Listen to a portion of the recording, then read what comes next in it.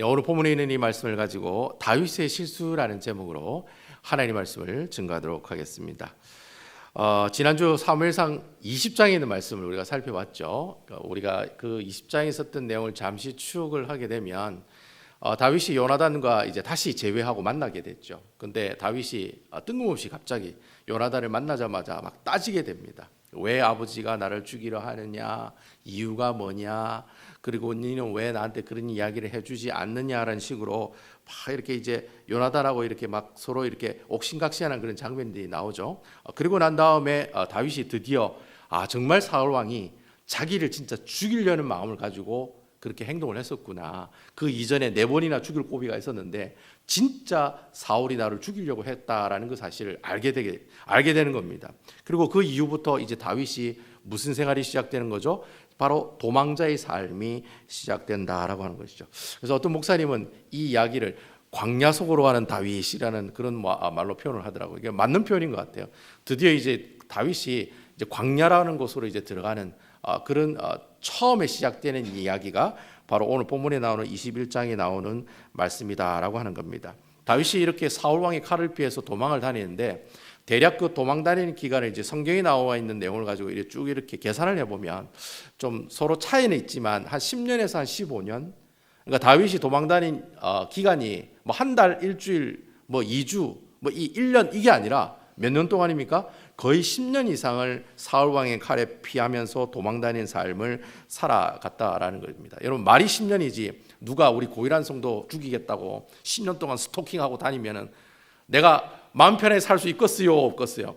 당연히 마음 편하게 살 수가 없겠죠. 밥도 제대로 먹겠습니까? 심지어 뭐 화장실에 가서 뭐 내가 똥이라도 누고 있으면 불안해가지고 뭐 어떻게 내가 볼일을 볼 수 있겠습니까? 어디든지 무슨 일을 하든지 간에 혹여나 그 사람이 나를 해할까 싶어서 항상 두려움 가운데 살아갈 수밖에 없었다는 거예요. 그러니까 10년 동안 도망 다녔다라고 우리는 이야기하지만 실질적으로 당사자 입장에서는 그 10년이 어떤 뭐 거의 지옥과도 같은 그런 일들을 경험한 기간들이었다라고 하는 것이죠. 요즘 사람들이 그 상처받았다는 말을 상처받았다 이런 얘기를 안 하더라고요. 요즘 긁혔다 이렇게 표현하더라고요. 긁혔다. 나 긁혔어. 나 쟤한테 긁혔어. 뭐 이러면 내가 상처받았다 이런 말이거든요. 요즘 젊은 사람들 말이니까 알아두세요. 자네들하고 대화를 하려면 내가 긁혔거든 이러면 내가 상처받았다라는 그런 뜻입니다. 그래서 여러분 이 다윗은 몸도 긁히고 마음도 긁히고 이리저리 다 긁힌 마음을 가지고 살아갔던 사람이 바로 이 다윗이 도망다니는 모습이었다라고 하는 것이죠. 잠이라도 옳게 잤겠습니까?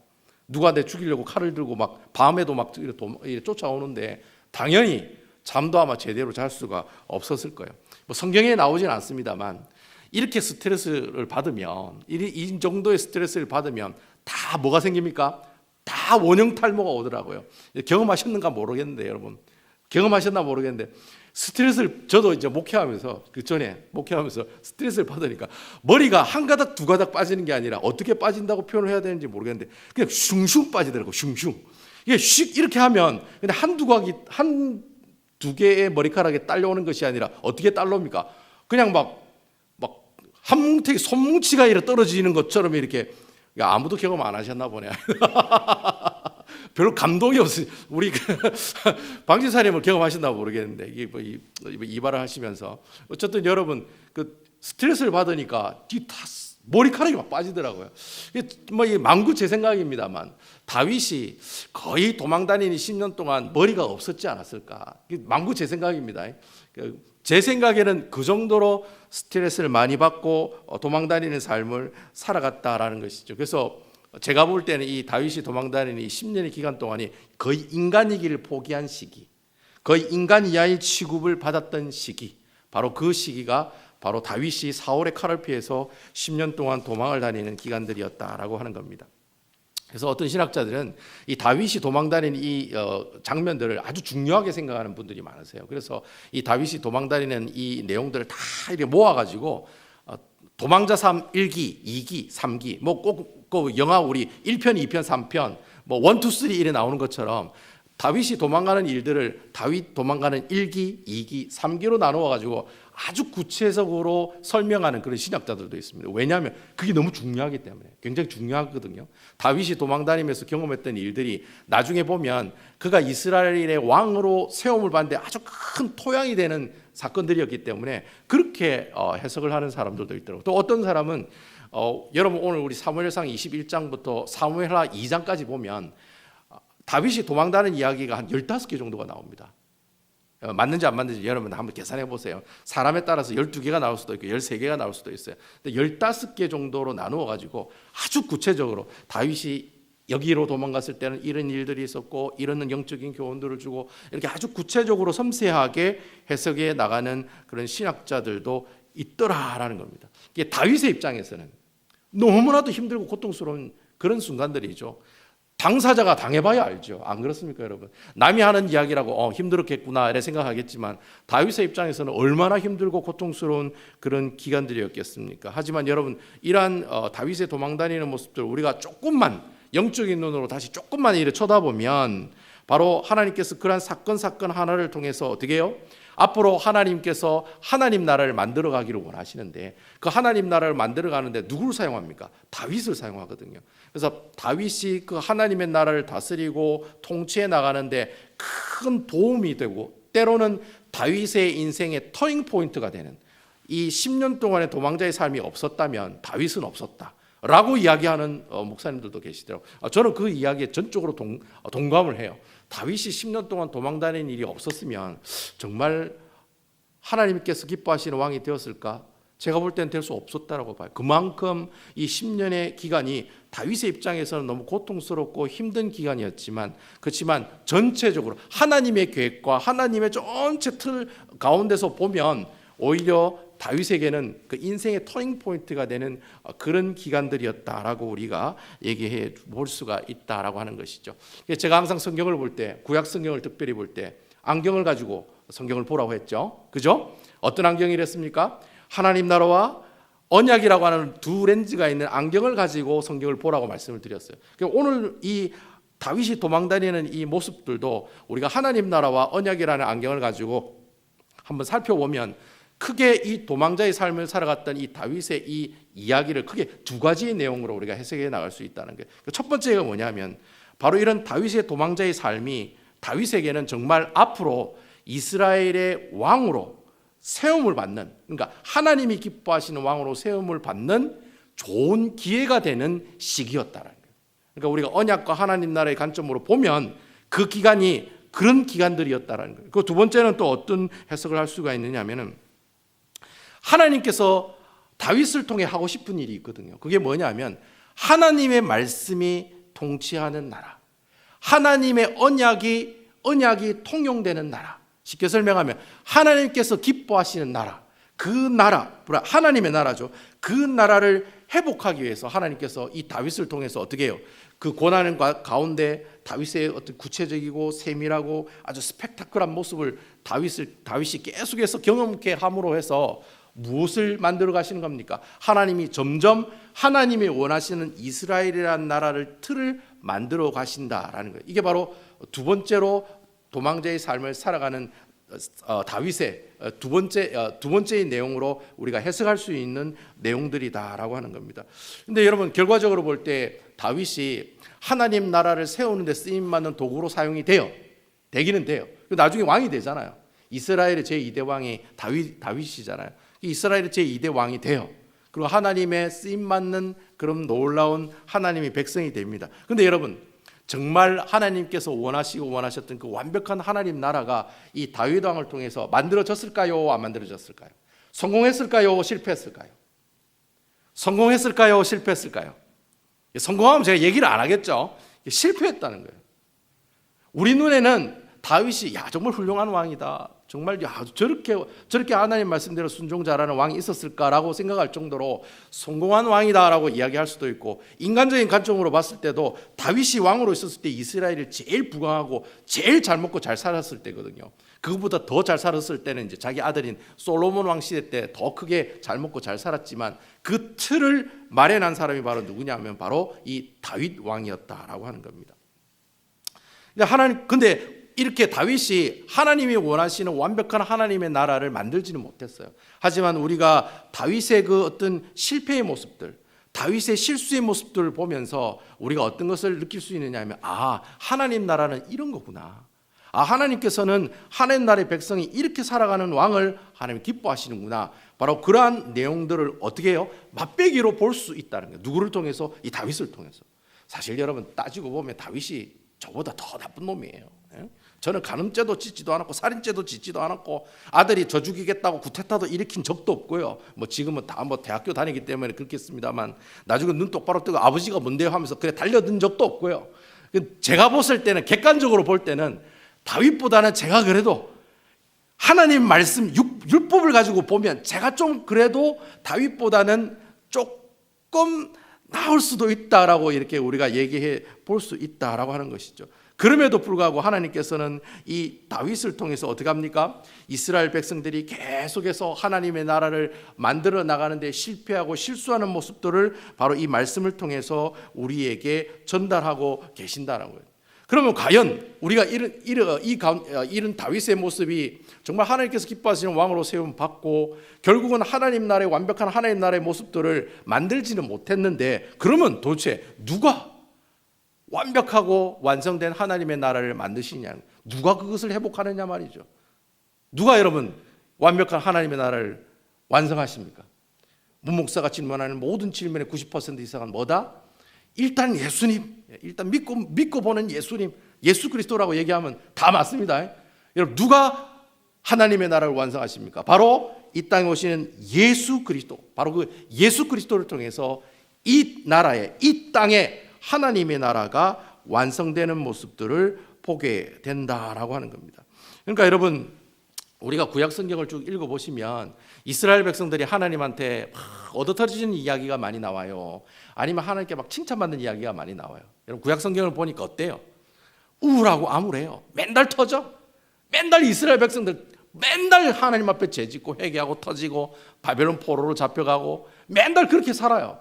그래서 여러분 구약 성경을 보면 우울증에 걸리신 분들이 구약 성경 보면 우울증이 재발할 수도 있어요. 그 정도로 어두운 이야기들이 구약 성경에 많이 나오고 있다라고 하는 거예요. 그러니까 여러분 초신자들은 가급적이면 구약 성경을 자제하시고 가급적이면 신약 성경을 먼저 보시는 게 훨씬 더 낫다라고 하는 겁니다. 아무튼 여러분 하나님께서 이렇게 이스라엘 백성들이 좋은 얘기가 나오지 않고 나쁜 얘기가 나온다, 이 이야기를 우리가 좀 고급스러운 언어로 표현을 하면 그렇게 이야기할 수 있다는 거예요. 구약 성경은 이스라엘 백성들이 하나님 나라를 만드는 일에 어떻게 했다는가? 실패한 사람들이었다는 거예요. 그러니까 하나님의 나라를 만드는 이스라엘 백성들이 실패한 이야기가 바로 구약 성경에 나오는 이야기다라고 하는 겁니다. 자, 그러면 하나님께서 이스라엘 백성들을 통해서 다윗을 통해서 수많은 사람들을 통해서 어떻게 해요? 계속해서 하나님 나라가 만들어지기를 원하셨는데 그게 다 실패를 했어. 다 실패를 해요. 그러면 하나님께서 이게 안 되겠다. 너는 그냥 그래 살다가 죽어라. 그냥 지옥불에 던져가지고 거기서 그냥 잘 먹고 잘 살아라. 이렇게 하나님께서 그 이스라엘 백성들을 포기하셨습니까? 포기했어요? 안 포기했어요? 절대로 하나님께서는 자기의 백성들을 포기하지 않으신다는 거예요. 할렐루야. 여러분 아멘입니까? 하나님은 절대로 예수 믿는 사람을 포기하지 않으세요. Never give up. 절대 포기하지 않으신 분이 바로 우리 주님이라는 거예요. 그래서 여러분 구약 성경에 보면 이스라엘 백성들이 막 죄짓고 얻어터지고 막 이래 있을 때마다 하나님께서 계속 누구를 보냅니까? 선지자들을 보내잖아요. 다니엘을 보내고 호세아, 요엘, 아모스, 오바댜, 요나, 미가남, 하박국, 스바냐, 학개, 스가랴, 말라기. 제가 여러분이 방언하는 거 아닙니다. 이게 다 사람 이름입니다. 사람 이름. 다 선지자 이름들이에요. 그래서 여러분 성경에 나오는 그 구약 성경에 나오는 그 책들이 다 선지자들 이름이 나오는 책들이에요. 그 사람들 왜 보내주셨느냐? 제발 좀 어떻게 해요? 회개하고 돌아오라는 거예요. 제발 좀 돌아오라고. 어떤 선지자는 호세아 선지자, 들으라 이스라엘 백성, 제발 좀 내 말 좀 들으라고. 제발 좀 길을 막지 말고 내 말을 좀 들으라고. 뭐 들어야지 내가 뭐 하나님 앞에 회개하고 내 죄가 뭔지를 알죠. 근데 이스라엘 백성 나를 길을 막고 있거든요. 하나님께서 야 이스라엘 백성들아 이렇게 하라 하면은 이스라엘 백성들은 어떻게 합니까? 나 잘 모르겠는데 하나님 막 이렇게 귀를 막 때리면서 하나님의 말씀을 안 듣는 거예요. 그러니까 호세아 선지자가 들으라 이스라엘 백성들아 제발 좀 내 말 좀 들으라고 계속해서 들으라 이스라엘 백성들아 들으라 이스라엘 백성들아 라고 강조하는 내용을 성경을 통해서 우리가 볼 수 있다라고 하는 겁니다. 하나님께서는 이스라엘 백성 너무 사랑하니까 계속 선지자들을 보내는 거예요. 혹시나 그 선지자를 통해서 그들이 하나님 앞에 회개하고 돌아와서 하나님의 나라를 만들어갈 수 있을까 싶어서 계속해서 수많은 왕들도 보내요. 여러분 성경에 보면 왕들의 이름이 많이 나오잖아요. 왜 하나님께서 이런 왕들을 우리에게 이렇게 읽게 해주셔가지고 이렇게 우리를 힘들게 만드느냐. 여러분 열왕기상하나 역대상하 보면 상처받잖아요. 막 예수 믿는 사람도 왜 이런 성경을 내가 읽어야 되나 계속 왕 이름만 나오니까 내가 왜 나도 내가 조선시대 왕들 이름도 다 못 외우는데 어떻게 내가 북이스라엘 왕 이름도 외우고 남유다 왕 이름도 외우냐 말이죠. 그것도 19명, 20명 이렇게 39명이 되는 왕을 내가 어떻게 일일이 다 배우고 익히느냐 말이죠. 근데 그 수많은 왕들을 왜 하나님 보내주시느냐? 하나님께서 이스라엘 백성들 포기할 수 없으니까. 그 이스라엘 백성들이 다시금 하나님 말씀을 듣고 돌아오라고 회개하라고 하나님께서 계속해서 그 수많은 선지자들과 왕들을 보내셨다는, 바로 이스라엘 백성들을 구원하시기 위해서 하나님께서 뭐 하시는 거예요?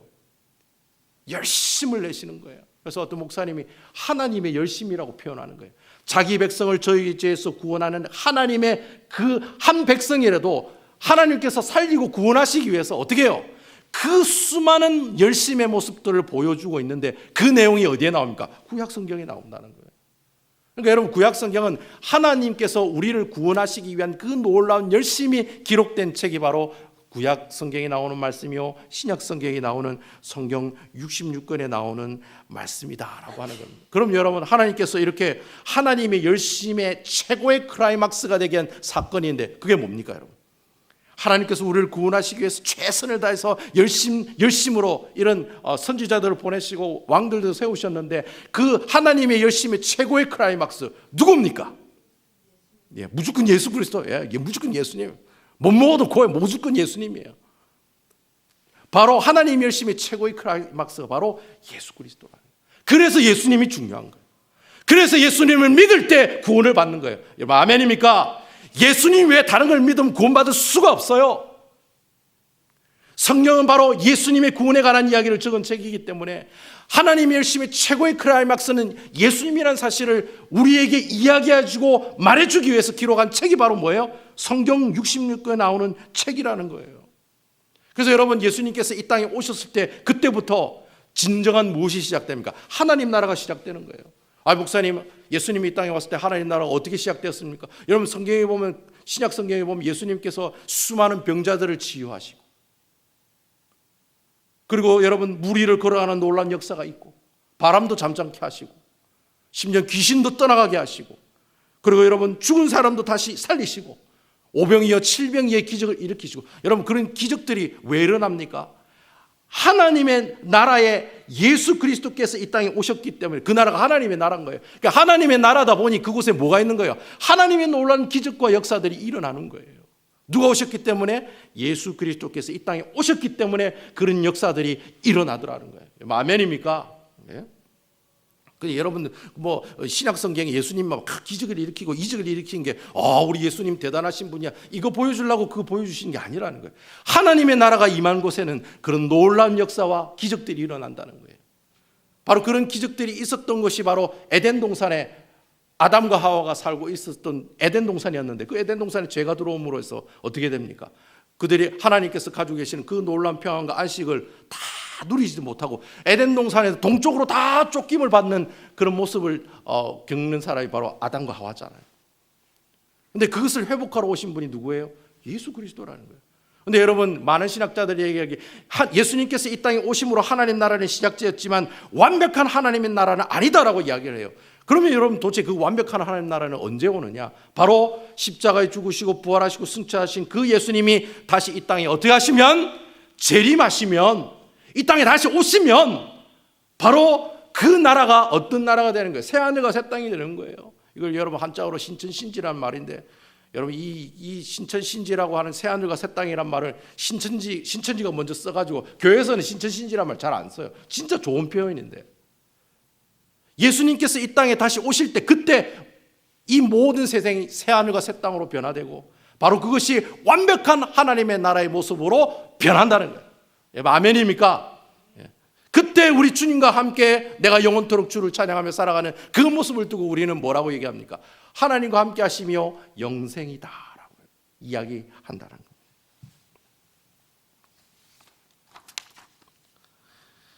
그래서 여러분 이런 하나님 예수님께서 우리를 위해 십자가에 못 박혀 죽으시고 부활하시고 승천하시고 다시 재림하신다는 이 이야기를 우리가 단 두 자로 뭐라고 얘기합니까? 복음이라고 얘기한다. 그 기쁜 소식이에요. 그게 가스펠이에요. 바로 이러한 복음이 그럼 곧 누구라는 겁니까? 예수 그리스도라는 거예요. 아멘입니까? 그러니까 복음 이꼬로 예수님이에요. 복음 이꼬로 예수님. 예수님께서 이 땅에 오셔서 그 놀라운 하나님 나라가 성취되고 완성되었기 때문에 예수님이고 복음이요 복음이 곧 예수 그리스도라는 거예요. 그래서 여러분 그 복음의 내용이 기록되어 있는 성경 66권의 책을 결국 누구에 관한 책이라는 겁니까? 예수 그리스도에 관한 책이라는 거예요. 아멘입니까? 그래서 여러분 성경 66권은 구약 성경에 예수님에 관한 이야기가 나오진 않지만 그 이름이 나오고 있지는 않지만은 그렇지만 여러분 앞으로 오실 그 예수님에 대해서 이야기하고 기록하고 우리에게 교훈해 주는 내용이 바로 구약 성경에 나오는 하나님의 말씀이다라는 거예요. 그래서 제가 여러분 이전에 그렇게 얘기해 드렸잖아요. 성경책이 뭡니까? 이래 물어보면 뭐라고 얘기합니까? 성경책이 성경책이지. 뭐 이렇게 얘기하면 돼요 안 돼요? 그래 얘기하면 안 된다. 성경책은 뭐예요? 예수님에 관한 책이다. 그래 얘기하면 되는 거예요. 예수님에 관한 책이야. 앞으로 오실 예수님에 관한 이야기가 나오고 그리고 오신 예수님에 관한 이야기가 나와. 그리고 우리가 그 예수 그리스도를 믿을 때 어떻게 돼요? 하나님 나라의 백성이 되고 하나님 나라의 영원토록 주님을 영광 돌리며 살아가는 아름다운 주의 백성이 되는데 그런 백성으로 같이 살아가지 않겠니? 라고 이야기하는 게 바로 그게 전도라는 거예요. 결국 여러분 우리가 구약 성경을 읽고 신약 성경을 읽고 있지만 그 구약 성경은 곧 예수 그리스도에 관한 이야기를 하고 있는 내용이기 때문에 결국 여러분 우리가 다윗이라고 하는 이야기를 보고 있지만 이 다윗의 이야기 가운데 우리가 누구를 볼 수 있다는 겁니까? 바로 그분을 볼 수 있다. 그분이 누굽니까? 예수 그리스도잖아요. 그래서 여러분 제가 구약 성경 이제까지 설교를 하면서 오늘 말씀도 그분이 생각나네요. 그분이 생각나네요. 여러분 그런 얘기 들어봤어요? 안 들어봤어요? 그래도 한 번씩 다 들어보셨잖아요. 그래서 구약 성경에 있는 말씀을 우리가 보면서도 누가 기억나느냐 하면 예수 그리스도께서 기억나고 예수 그리스도를 만나는 그런 놀라운 모습들을 발견하게 된다는 거예요. 이걸 우리가 전문적인 신학적인 용어로 뭐라고 얘기하냐면 구속사적 관점으로 성경을 바라본다라고 이야기를 해요. 구속사적 관점으로 성경을 바라본다는 거예요. 그러니까 구약 성경에 나오는 모든 사건과 이야기를 통해서 누구와 연관시키는 거예요? 예수님하고 서로 연결시키고 예수님하고 컨택을 시키고 또 그 말씀을 통해서 예수님에 관한 교훈을 우리가 얻어가는 성경 연구 방법을 일컬어서 구속사적 관점으로 성경을 본다, 공부한다라고 이야기를 한다는 거예요. 좀 어려운 말이지만 한 번씩 여러분들 다 들으셨을 거예요. 제가 설교하는 모든 기초가 바로 이 구속사적 관점으로 성경을 보는 거예요. 왜? 성경은 예수님에 관한 책이니까. 아멘입니까? 성경은 다윗에 관한 이야기가 아니에요. 다윗을 통해 누구를 보여주는 겁니까? 예수 그리스도를 보여주는 거예요. 여러분 모세를 통해서 하나님께서 모세를 보여주는 것이 아니라 모세를 통해 누구를 보여주는 겁니까? 예수 그리스도를 우리에게 보여주는 거예요. 아브라함을 통해서 아브라함 이야기를 보여주는 거 아니에요. 아브라함을 통해서 앞으로 오실 예수님의 모습들을 우리에게 보여주시는 거예요. 구약 성경에 나오는 모든 사건과 모든 인물들이 다 누구에게로 포커스를 맞춰져 있습니까? 예수 그리스도에게로 포커스가 맞추어져 있다라는 거예요. 그러니까 여러분 오늘 우리가 본문의 말씀을 보면서도 차근차근 그런 마음과 그런 심정을 가지고 성경을 봐야 된다는 거예요. 이거는 예수님이 기억나는 그런 말씀인 것 같아. 이거는 예수님이 어떤 모습하고 비슷한 것 같아. 이런 마음을 가지고 성경 말씀을 바라봐야 된다는 거예요. 이게 바로 하나님 나라와 언약이라는 안경을 가지고 성경을 본다라고 하는 이야기와 똑같은 말이라는 거예요. 자, 우리 다 같이 사무엘상 1절과 2절에 있는 말씀. 1절은 제가 읽고 2절은 여러분들이 읽고 한번 같이 읽어보도록 할게요. 1절입니다. 다윗이 노베 가서 제사장 아히멜렉에게 이르니 아히멜렉이 떨며 다윗을 영접하여 그에게 이르되 어찌하여 내가 홀로 있고 함께하는 자가 아무도 없느냐 하니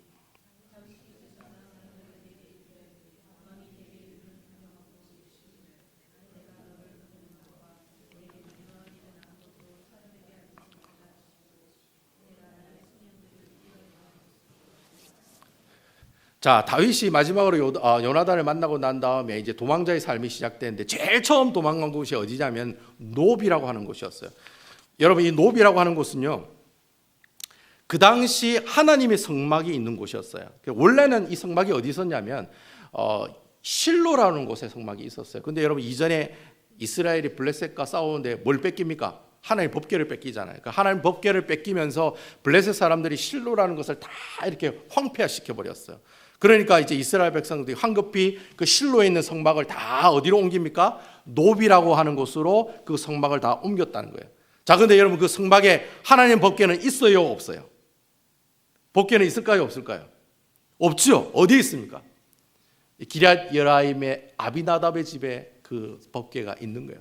그러니까 민간인 집에 법궤가 있는 거예요. 원래는 노베에 있는 이 하나님의 성막 안에 법궤가 있어야 되는데 그 법궤가 제자리 아니고 그냥 그냥 사적인 집 안에 하나님의 법궤가 처박혀 있었다라고 하는 겁니다. 여러분, 오늘 본문에 있는 말씀을 보면 다윗이 왜 노브로 도망을 갔을까? 그런 생각을 한번 할 수가 있다는 거예요. 왜 다윗이 노비라는 곳에 가장 먼저 도망을 갔을까? 왜 하나님의 성막이 있는 그곳으로 갔을까? 우리가 이게 성경을 보면 성경은 우리에게 구체적으로 얘기하고 있잖아요. 뭐 이러한 이유 때문에 다윗이 노브로 먼저 갔다 이런 이야기는 없어요. 하지만 여러분, 다윗이 지은 시가 한 73편이 있다고 제가 말씀드렸잖아요. 다윗이 지은 73편의 시들을 보면 거의 90% 이상이 다 고난 가운데 지은 시예요. 그러니까 다시 말하면 다윗이 사울의 칼을 피해 도망 다닐 때 지은 시들이에요. 그 시들을 한번 쭉 이렇게 살펴보면, 우리 지난주에도 살펴봤잖아요. 시편 59편이랑 시편 62편 말씀을 쭉 살펴보면 다윗이 고난 가운데 누구를 만납니까? 하나님을 만나잖아요. 어떤 하나님을 만납니까? 하나님은 나의 하나님, 나의 힘이시오. 하나님 나의 요새시오. 하나님 나의 산성이 되시는 분이시오. 또 하나님은 나의 피할 환난 날에 피할 뭐다? 피난처가 되시는 분이라고. 시편 59편에도 그런 고백을 하고 시편 62편에도 그런 고백을 하고 다른 시편들을 보면 대부분 그런 표현을 사용하고 있다는 거예요. 내가 고난 가운데 있었지만 그 고난 가운데 누구를 만났다는 겁니까? 나의 힘이 되시고 요새가 되시고 산성이 되시고 나의 피할 피난처가 되시는 분이 바로 하나님이십니다. 바로 그러한 모습들을 이 고난의 과정을 통해서 다윗이 경험하고 있었다라고 하는 거예요. 그래서 제가 이러한 시편들을 살펴보면서 결론 내린 게 그거예요. 다윗이 고난 가운데 누구를 만나요? 하나님을 만났으니까 하나님이 계신 곳이 곧 어디예요? 바로 내가 피할 장소라고 생각을 했던 것 같아요. 여러분, 아멘입니까? 하나님이 계시는 그곳이 내가 가장 피난하고 가장 안전하고 가장 좋은 곳이라는 거예요. 다윗이 그걸 경험하면서 느꼈거든요. 그래서 어디로 갑니까? 하나님의 성막이 있는 곳, 하나님의 말씀이 있는 곳, 하나님의 인재가 있는 곳, 바로 하나님의 성막을 향해서 나아가는 모습들을 우리에게 보여주고 있다라고 하는 겁니다. 이에 반해서 그 당시 이스라엘 왕은 누구였습니까? 사울 왕이었잖아요. 근데 여러분, 사울 왕이 이스라엘을 성경에 보면 40년 정도 통치했다라고 이야기하고 있거든요. 근데 여러분, 그 성경을 여러분 쭉 읽어보시면 사울 왕이 하나님 앞에 예배를 드렸다. 어디 가서? 노비에 있는 성막에 가서 예배를 드렸다. 그리고 또 뭐 기쟇 여람에 있는 하나님의 법궤를 다시 노비에 있는 성막으로 옮길 생각을 한 번이라도 했다 안 했다? 한 번도 그런 생각을 안 했다는 거예요. 이 말이 무슨 말이에요? 사울은 왕이 있을 때 하나님께 예배드리는 일에 관심이 있다 없다? 없는 사람이었다는 거예요. 이게 사울 왕이 하나님께 버림받는 가장 큰 이유들 중에 하나였어요. 여러분, 왜 하나님께서 사울 왕을 버리겠습니까? 하나님의 말씀에 불순종했기 때문에 버리긴 했지만 하나님께서 또 그 사울 왕을 칼로 이렇게 무자르들 확 잘라버린 이유가 바로 그가 40년 동안 하나님의 성전에 와서 하나님께 예배를 드린 적이 한 번도 없더라는 거예요. 한마디로 사울 왕이 자기가 왕으로 있는 동안에 이 이스라엘을 어떻게 다스렸다는 겁니까? 하나님의 말씀으로 다스리는 하나님 나라의 왕이 아니라 어떻게 해요? 세상적인 방식과 자기 뜻과 자기 법대로 자기 마음대로 다스렸던 이스라엘이 바로 사울 왕이 왕으로 있었던 시대였다라는 거예요. 그러니까 여러분, 이걸 우리가 경상 컨트리 랭귀지로 얘기하면 지쪼대로 살았다는 말이에요. 여러분 당황하시는데 경상도 사투리를 얘기하면 경상 컨트리 랭귀지 경상도 사투리잖아요. 경상도 사투리로 얘기하면 사울 왕이 어떻게 살았던 겁니까? 지쪼대로 살았다는 거예요. 지쪼대로 살았단 말은 자기 마음대로 살았다는 거예요. 근데 여러분, 나중에 여러분 사무엘 6장에 보면 다윗이 온 이스라엘이 왕이 되고 난 다음에 가장 먼저 한 일이 뭔지 아세요? 여러분 잘 아시잖아요. 바로 기욤 여라임의 아비나답의 집에 있는 하나님 법궤를 어디로 옮기는 겁니까? 자기가 예루살렘 성을 여부수 사람으로부터 뺏어내가지고 그 예루살렘 성 안에다가 성막을 다시 노베에 있는 성막을 다 가지고 와요. 그리고 그 성막 안에 무엇을 가져오기 위해서? 하나님의 법궤를 가지고 오기 위해서 애쓰는 모습을 우리가 보게 된다는 겁니다. 그런데 여러분 놀라운 사실은 이 이스라엘 백성들이 블레셋에게 법궤를 뺏기고 난 다음에 예루살렘 성 안에 성막 안에 법궤가 돌아올 때까지 기간이 한 몇 년 정도 걸린지 아세요? 1번 1년, 2번 10년, 3번 50년, 4번 100년. 몇 년 동안 여러분 이 법궤가 밖으로 계속 돌고 있었을까요? 신학자들마다 견해가 다 틀리긴 한데 제가 대충 계산해 보니까 100년 정도 걸렸던 것 같아요.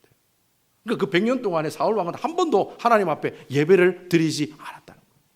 하나님의 법궤에 관심도 없었어요.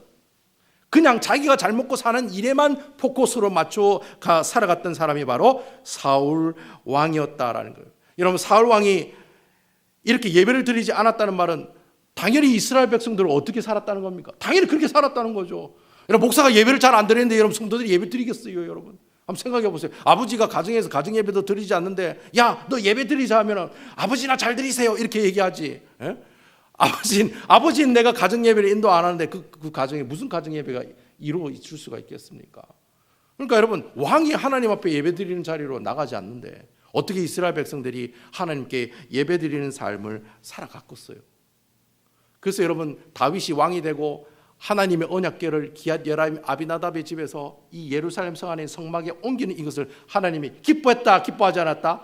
엄청나게 기뻐했다는 거예요. 다윗조차도 기뻐했다는 거. 뭐 어떻게 기뻐했습니까? 댄스를 하면서 기뻐했다는 거예요. 속옷이 막 헐레덩헐레덩 벗겨져도 하나님 앞에 댄스를 췄다는 거예요. 왜 댄스를 췄습니까? 100년 만에 하나님의 법궤가 돌아왔으니까. 다윗이 그렇게 미친 사람처럼 댄스 안 했겠어요, 여러분? 예? 우리 방집사님 100년 만에 법궤가 하나님의 그 귀한 성전 자리로 돌아오면 얼마나 기분이 좋아가지고 그 댄스 안 했겠어요? 저는 뭐 댄스를 했을 것 같아요. 저도 댄스를 했을 것 같아요. 예? 남이 보든지 말든지. 하나님의 법궤가 100년 만에 돌아오는데 얼마나 기뻤겠어요. 100년 만에 하나님의 법궤가 돌아온다는 말이 무슨 말입니까? 이제 내가 너와 함께 하겠다. 아멘입니까? 내가 이제 너와 함께 하겠다. 네가 100년 동안 나한테 예배도 안 드리고 하나님 성막에 와가지고 한번 기웃거리지도 못했던 너희를 내가 너가 이제까지 함께 하지 않았는데 이제부터는 함께 하리라. 그 말이에요. 하나님 법궤가 예루살렘 성전에 다시 돌아온 것이. 그러니까 여러분 다윗이 도망자의 삶을 첫 번째 시작하는데 그 첫 번째 가는 장소를 하나님의 성막에 있는 노브로 갔다는 것은 단순히 다윗이 어디 갈 데가 없어가지고 하나님 성막에 갔다 그런 개념이 아니라는 거예요. 바로 하나님께서 어떻게 해요? 이스라엘 바로 그런 다윗의 모습을 통해서 우리가 뭘 알 수가 있는 겁니까? 그 당시 이스라엘 백성들이 이렇게 살았구나. 얼마나 하나님 앞에 예배를 드리면서 영적인 삶을 살아가지 못했구나. 그래서 다윗이 어떻게 해요? 하나님의 성막으로 가장 먼저 도망을 가는 모습들을 우리에게 보여주고 있구나. 그래서 여러분 오늘 사무엘상 21장이 다윗이 도망다니는 도망자의 삶의 15가지 사건 중에 제일 중요한 사건이에요. 다윗이 도망을 갔는데 어디로 갔더라? 하나님의 성전으로 갔다는 거예요. 하나님의 성막으로 달려갔다는 거예요. 할렐루야. 여러분 아멘입니까? 여러분 우리가 삶을 살아가면서 우리에게 문제가 생기고 우리에게 어려움이 생기면 사람을 찾아가는 게 아니라 누구를 찾아가야 돼요? 하나님을 찾아가는 거예요. 아멘. 하나님의 말씀이 선포되는 곳으로 찾아가야 된다는 거예요. 그게 교회든지 어디든지 가정이든지 직장이든지 간에 하나님의 말씀이 선포되는 그곳에 하나님이 계시는 그곳에 바로 내가 나아갈 때 바로 하나님께서 내게 가지고 있는 모든 문제들을 어떻게 해주신다? 해결해 주신다. 다윗이 그걸 알았거든요. 그래서 다윗이 가장 먼저 도망간 장소를 하나님의 성전인 하나님의 성막이 있는 놉을 택해서 그곳으로 도망을 가게 되었다라는. 근데 여러분 이 다윗이 그런 개념을 그런 생각을 가지고 이 놉에 이제 하나님 성막에 갔는데 근데 그곳에 가서 두 가지의 큰 실수를 하게 됩니다. 그 첫 번째 실수가 뭐냐면 제사장 아히멜렉에게 거짓말하는 실수를 범해요. 그리고 두 번째는 제사장 아히멜렉에게 골리앗의 칼을 수령받는 죄를 범하게 되는 겁니다. 왜 아히멜렉에게 거짓말한 것이 실수가 되느냐? 여러분 아히멜렉에게 그렇게 거짓말을 하잖아요. 그 다윗이 처음에 노베 제사장 아히멜렉을 만났을 때 아히멜렉에게 묻잖아요. 다윗이시요? 다윗이 뭐 물었겠죠. 웬일로 그래 혼자 오셨습니까? 원래 다윗이 평소에도 이 하나님의 성막에 자주 가는 사람이었어요. 근데 여러분들도 알다시피 다윗은 직분이 뭡니까? 그 당시 이스라엘의 국방부 장관이었잖아요. 군대 장관이었잖아요. 그럼 군대 장관이 하나님 성막에 예배드리러 갈 때 혼자 갔겠어요? 수많은 사람들을 대동하게 갔겠죠. 그래서 아히멜렉이 놀란 이유가 거기에 있는 거예요. 이상하다. 다윗이 원래 하나님의 성막에 올 때는 수많은 사람들이 이끌고 하나님께 예배드리고 갔었는데 오늘은 보니까 달랑 몇 사람만 데리고 온 거예요. 그래서 묻는 거예요. 왜 오늘은 그렇게 몇 사람만 이렇게 동행해가지고 이 하나님의 성막에 왔냐고, 하나님 성전에 왔냐고. 그러니까 여러분 이 다윗이 뭐라고 합니까? 내가 지금 사울 왕에게 도망 다니고 있거든. 그래 나 좀 숨겨주세요. 그 얘기를 못 하는 거예요.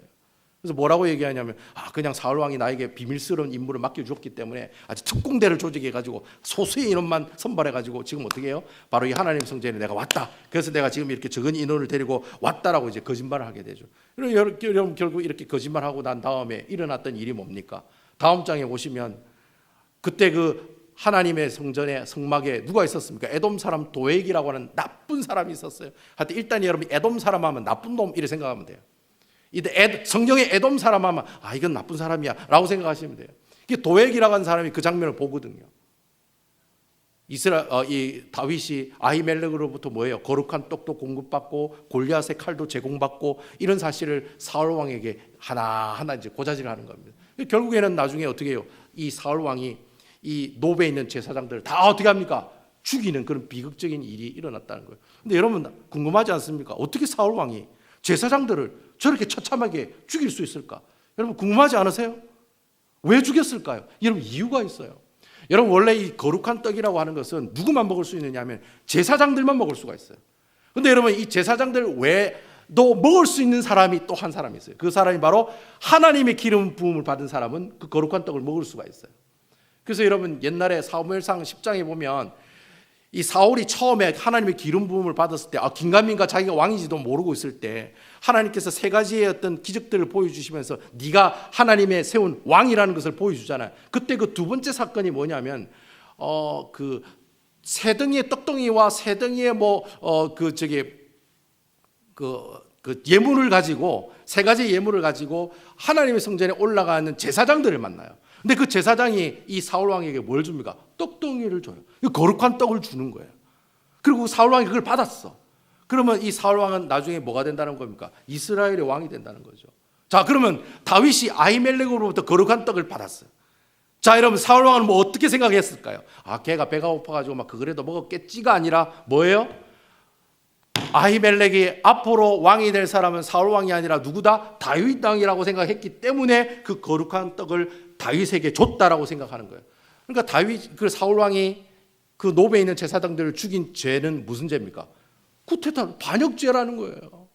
네가 나를 버리고 다윗을 왕으로 추대하려느냐라는 죄명으로 그 노베에 있는 제사장들을 다 죽이는 그런 사건들이 일어나게 되었다라고 하는 겁니다. 결국 여러분 하나님께서 이 사건들을 통해서 우리에게 준 영적인 교훈이 바로 그겁니다. 네가 지금 도망 다니고 있지만 죄는 절대로 지어서는 안 된다는 거예요. 심지어 작은 거짓말의 죄라도 하나님께서는 싫어하신다. 우리 하나님은 여러분 죄를 끔찍히 싫어하세요. 싫어하는 정도가 아니라 끔찍히 싫어하세요. 그래서 여러분 우리가 죄 가운데 있을 때 하나님 앞에 즉시로 뭐예요? 예수 그리스도 이름으로 회개해야 되는 거예요. 내가 조그마한 죄도 하나님께서는 기뻐하지 않기 때문에 다윗이 그냥 했던 이야기라고 자기는 생각할 거 아니에요. 뭐 그럴 수도 있잖아요. 뭐 그렇게 내가 거짓말을 얘기할 수도 있는데 그 죄로 말미암아서 나중에 일어났던 일들은 뭡니까? 그 노베에 있는 제사장들이 다 죽임을 당하는 그런 비극적인 역사가 나타나는 모습을 보여주면서 네가 도망자의 삶을 살아가지만 절대로 죄 가운데는 거하지 말아라. 그 죄를 멀리해라. 라는 경고의 말씀으로 하나님께서 이러한 사건들을 다윗에게 보여주고 계신다. 그리고 두 번째가 다윗의 실수가 뭐냐면 이 다윗이 골리앗을 칼을 가지게 되는 바로 이 자체가 다윗에게는 가장 큰 실수였다는 거예요. 여러분 다윗이 고난 가운데 하나님을 의지하고 신뢰하는 모습들을 우리가 종종 볼 수가 있었거든요. 시편의 말씀을 보면. 근데 여러분, 다윗도 인간이기 때문에 그런 고난 가운데 때로는 원망도 있고 불평도 있는 모습들이 시편 말씀을 통해서 우리가 하나하나 볼 수 있게 되더라는 거예요.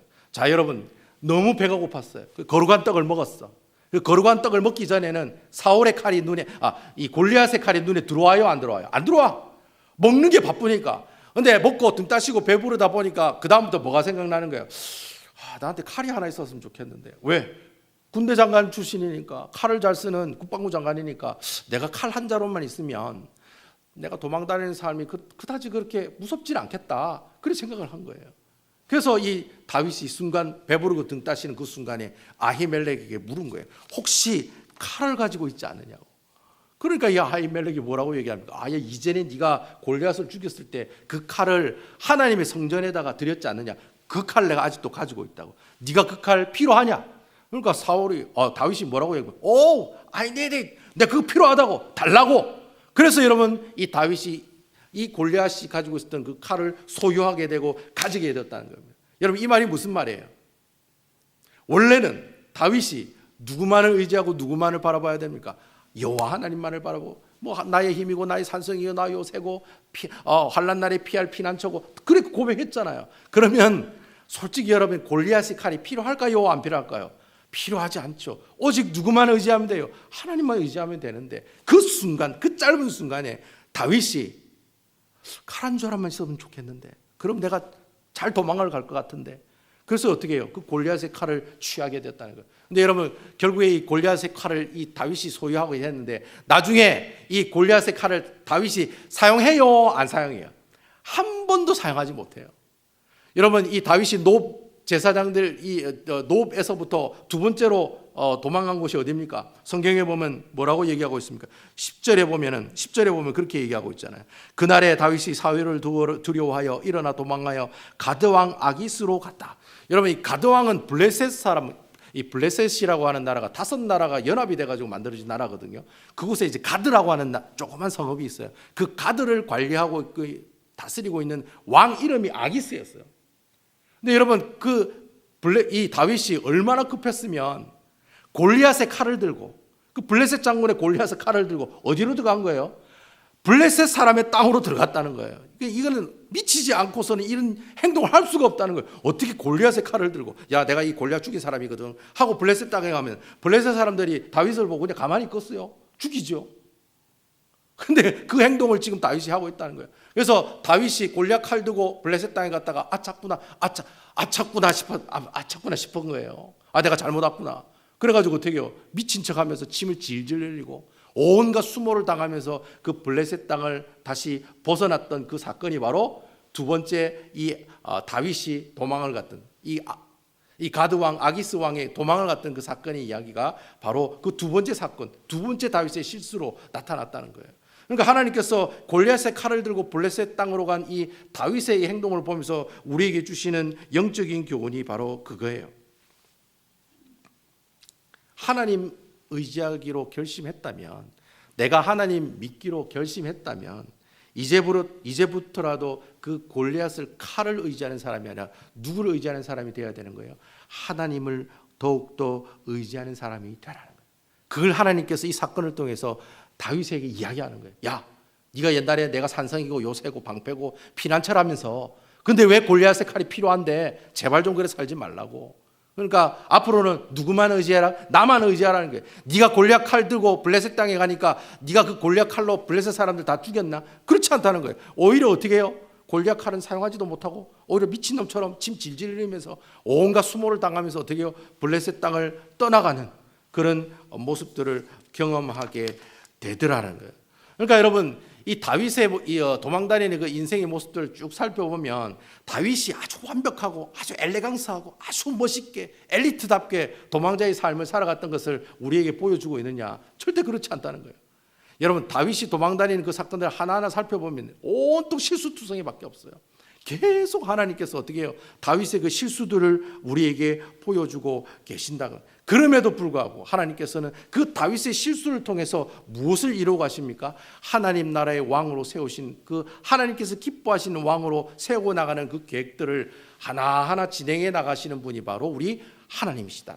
그러니까 여러분, 우리 하나님께서는 다윗이 비록 엉뚱한 실수를 지어가면서 도망자의 삶을 살아감에도 불구하고 하나님께서는 계속해서 어떻게 해요? 그 다윗을 그 실수투성이 자체도 다 받아들이시면서 그 다윗으로 하여금 하나님께서 기뻐하시는 왕으로 만들어 가시고 세워 가시는 모습들을 우리에게 계속해서 이 말씀을 통해서 보여주고 계신다는 것. 여러분, 이 모습이 우리 삶의 모습들로 마찬가지인 거예요. 우리가 이 땅에 그리스도인으로 살아가다 보면 때로는 실수하기도 하고 실패하기도 해요. 내가 막 이러려고 예수를 믿었나? 여러분, 그런 생각 한 적 있어요, 없어요? 저는 많아요. 내가 이러려고 목사를 하려고 했던가? 저는 그 생각 너무 많이 했어요. 여러분, 목회가 너무 힘드니까. 예? 목회가 너무 힘드니까 내가 이러려고 내가 미국에 왔나? 그런 생각도 했어요.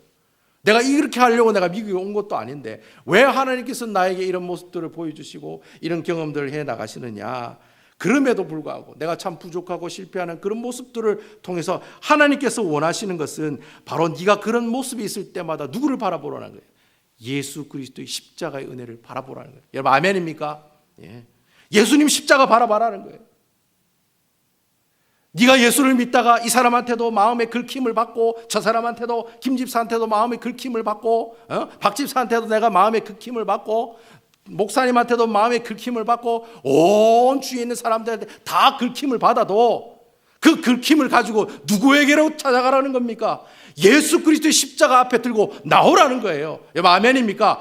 다윗의 도망자의 삶을 보면서 하나님께서 보여주신 영적인 교훈이 바로 그거예요. 네가 그런 고난 가운데 있을 때마다 네 몸과 마음이 긁힘으로 온 만신창이가 되어 있는 그 가운데서도 네가 할 수 있는 일이 있으니 바로 네가 가지고 있는 그 문제를 들고 누구에게로 찾아와라? 바로 예수 그리스도의 십자가 앞에 나오라는 거예요.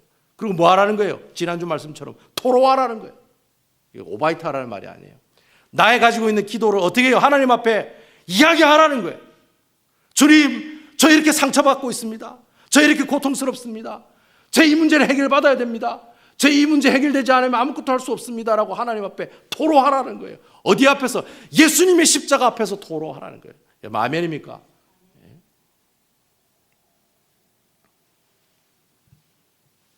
그러면 내가 예수 그리스도의 십자가 앞에서 내 모든 문제를 주님 앞에 토로하면, 그러면 그 예수님의 십자가 나를 구원해 주시고 나의 피난처가 되어 주시고 나의 소망이 되어 주신 줄로 믿으시기 바랍니다. 바로 그래서 여러분, 예수님의 십자가에 뭐가 있다? 능력이 있다라고 얘기하는 거예요. 예수님의 십자가가 능력이 있대요. 예수님이 십자가 앞에 오면 위로를 받는데요. 예수님의 십자가 앞에 오면 내가 가지고 있는 모든 상처를 하나님께서 치유해 주신다고 그렇게 말씀하고 있다라는 거예요. 저는 여러분, 한 주를 살아가실 때마다 때로는 나의 작은 실수를 통해서 내가 이러려고 예수를 믿었냐라는 그런 생각을 할 때마다 여러분들께 그런 실수를 범한 그 모습들을 자책하시고 안타까워하는 그런 모습으로 살아가지 마시고 그런 마음이 들 때마다 어떻게 하시는 거예요? 예수 그리스도의 십자가 앞에 내 문제를 들고 나아가시는 아름다운 우리 남북의 성도 여러분들 다 되시기를 주님의 이름으로 축원을 드립니다. 예수님의 십자가만이 우리의 능력이 되는 줄 믿으시기 바랍니다. 예수님의 십자가만이 우리의 진정한 위로자가 되시고 예수님의 십자가만이 우리의 진정한 소망이 되신다는 사실을 항상 붙들고 계셔서 내가 고난이 오고 문제가 있을 때마다 그 문제를 들고 예수님 앞에 나오세요. 예수님 십자가 앞에 그냥 우세요. 주님, 저는 이거 되고 저거 되고 ABCD EFG 이러면서 논리적으로 주님 앞에 기도하지 마시고 그냥 예수님의 십자가 앞에 나와서 우세요. 울면 하나님께서 여러분들에게 그 예수님의 십자가의 능력을 보여주시고 위로하시고 참된 소망을 갖게 되는 놀라운 역사가 나타나실 것입니다. 이런 놀라운 역사가 여러분들 가운데 일어난 모습이 있으시기를 주님의 이름으로 축원드리겠습니다. 여러분, 이 시간에 기도하실 때 그래 기도했으면 좋겠습니다. 주님, 제가 다윗처럼 도망자의 삶을 살아가지만 가장 먼저 달려갈 곳이 주의 말씀이 있는 주의 성전이 되게 해 주옵소서.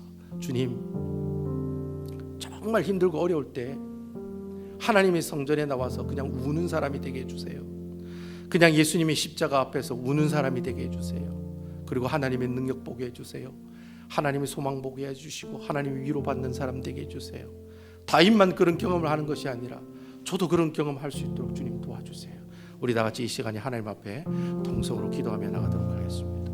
하나님, 그렇습니다.